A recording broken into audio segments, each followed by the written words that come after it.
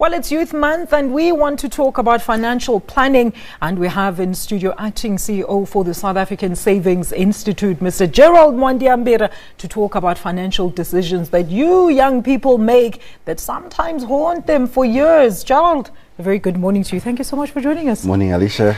Well, can I say Happy Youth Month to you, Gerald? You still I don't qualify as a youth, but I think I will always be young in heart. But yeah.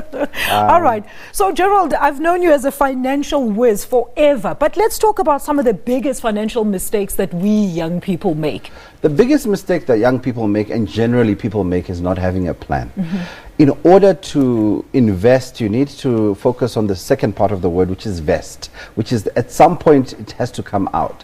And if you do not have a plan or a goal, even if you're saving, it won't mean anything because you're just doing the right thing, but without a purpose. So I guess the biggest mistake the youth and generally most people make is not having a goal. And because you don't have a goal, you don't have a purpose of what you're doing. And therefore, whenever you reach that place, you never arrive. It's like driving a car without a petrol gauge. You don't know when you're going to get there. You don't know if you'll get there, and you don't know if you have too much. That's a precarious situation, isn't it, Joe? Yes. But then how do you form that goal, that plan? I mean, from what? From a young age as a student, from when your parents are giving you pocket money? How do you come up with a plan? The bottom line, Alicia, as a young person is that you are still maturing as an adult. Absolutely. So there is no way a young person who's 21 is thinking about their life at 52 or 55.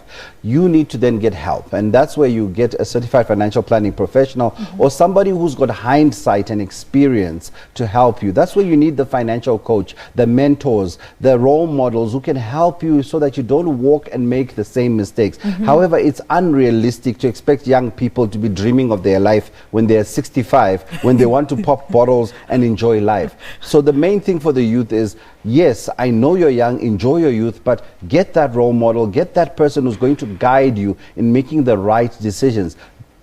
Typical example is the big car, no house syndrome, where you get a person who's financing a car which is the same value as a house over 5 years, but they have no plan for a house for themselves, and they'll sleep wherever they need to as long as you can see the lights of the car and come out. Yes, and that's the reality. And it's about saying have those goals and enjoy your youth, but at the same token, go to somebody who's got hindsight, someone who will help you, because at the time you start having the real adult decisions in your 30s, often you've made some mistakes already. That you're supposed to have learned from, hopefully. That's correct. You know, Gerald, let's expand on the role models. I mean, because we would think as young people growing up, we should be learning that from our parents and their savings culture. But we've spoken about this countless times, me and you, about how the fact that South African parents don't necessarily give their children that kind of teaching that, you know what, this is how you need to grow up. You need to grow up and learn how to save. Well, that's the reality. I think we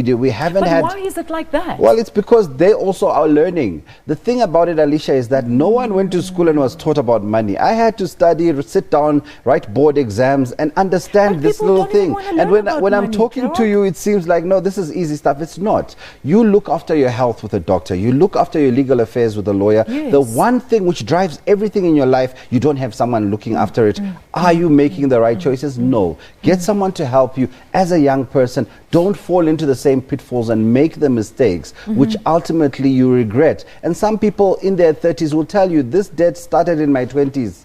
Some people in their 30s are still dealing with NASFAS. Some people in their 30s are still dreaming of home ownership because they're paying a car which sometimes doesn't even exist anymore because they never took out insurance. Some people in their 40s discovered they have chronic illnesses, but they've never heard about a health cover or even a life insurance policy. But Gerald, people are going to say, how can I save when I don't even have money to save? I mean, what am I going to be putting back in my pocket because I'm already living from hand to mouth? Alicia, as long as you have an income, you can save, because at that point the money is in your hand. You can save. The reality is save before you spend. The only person who realistically can say I cannot save is someone who sees no money in their life. We often hear stories about people getting repayment loans to cover other loans. I mean, that's the sad reality. Borrowing from Alicia to pay Katie doesn't work. You need to really have that plan, and that's what I'm saying. Start with your goal. Even your pension fund, Alicia, it doesn't work. It's a useless tool if you don't know how it works, because a pension fund starts with a goal, and that goal is 30 years from now. If I was to explain to you that 15 million rand today's value in a future value could be up to 49 million rand, you can't even relate to it. But that's the kind of calculation you are saying you can do on your own, where I say, give me the future value of R1 million 30 years from now. You don't know, but someone can work it out, because money is linear. So young people, get the experts around you, get the role models, get the people who have made the mistakes. The reason why I can speak with authority about some of these mistakes is because I have made them. So I'm not talking things I do not know. All I'm trying to do is to say, you don't have to walk the same path that I have walked. All right. Do you think, do you see a lot of young people investing and saving, and particularly investing in their retirement annuities and so forth, Gerald? I don't think I see a lot of young people thinking towards long term, but you're getting a lot of people starting to think around those things. And the nicest thing you can do as a young person is perhaps start saving as a group. I'll give you a quick example. If you start a youth stokvel,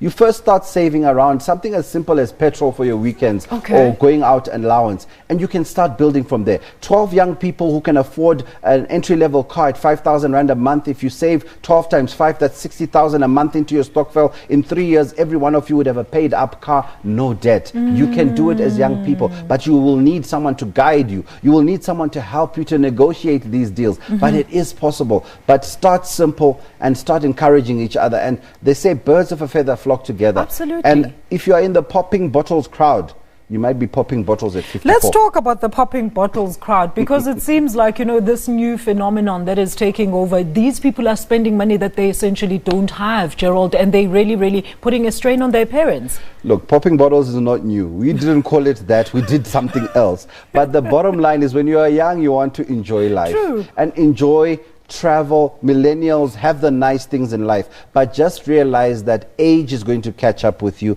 Just realize that children will come, whether you like it or not, and just realize that one day you will get old and one day you will die.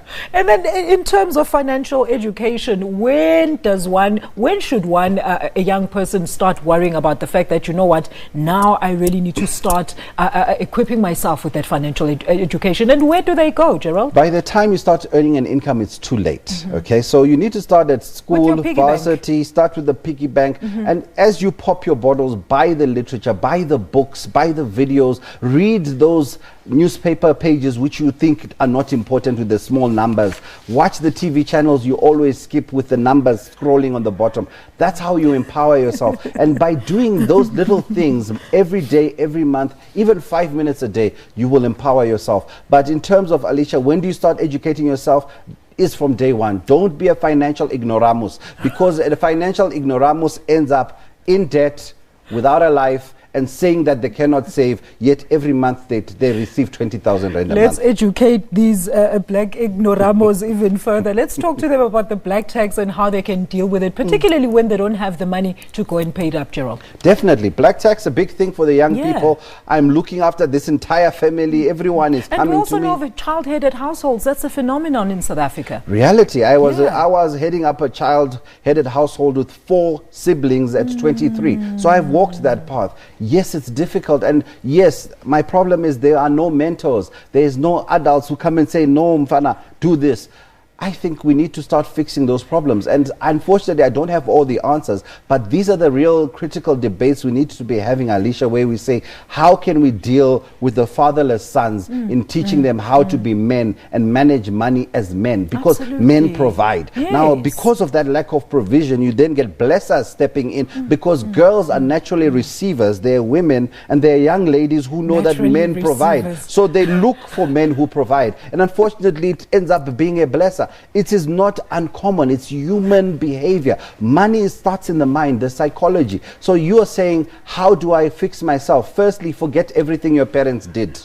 Don't do what they did because they did not know what they were doing. Start doing what you think is the right thing. And to do that, get a mentor, get a financial planner to help you along the way. And stop being a natural receiver. Let's talk about this before I let you go, Gerald. I mean, what advice then would you give to those students that are debt-ridden, credit card debt, clothing debt, and so forth? Okay, the nice thing about being young is that time is on your side. Yeah. So you've made the mistakes. I'm in my first job. I've got the store cards. I've been blacklisted already, and I'm only 26. The nice thing about it is that you have the ability to fix things. And the only way you can do that is go find yourself an expert, a money coach, a financial planner, but don't internalize it. And please, don't do Dr. Google and think Google will solve your financial affairs. You've just mentioned those avenues where you can get intel. Is your doctor free? Is your lawyer free? So why should your financial planner be free? So they're going to ask, but I'm young, Gerald, where am I going to get the money to get a financial The same place advisor? You get money when you fall sick or you need to see a lawyer. Unfortunately, good advice comes with a price. Again, we need to get out of this mentality that the people who give good financial advice are free. Those are salespeople. A salesperson has got a job to sell you a policy. Somebody who's doing something which is your advocate and somebody who's going to help you along your journey cannot possibly be free, because good advice comes at a price. And yes, if you start investing when you are young, as your wealth grows, so does your relationship. I'm still stuck on women being natural receivers. Gerald, thank you so much for your time and a wonderful insight as always this morning. That is the CEO for the South African Savings Institute, talking to us about tightening your purses as a young person, particularly this Youth Month. Thank you so much, Gerald. Do have yourself a nice day. Now, preparations are currently underway at the Kakuma refugee camp.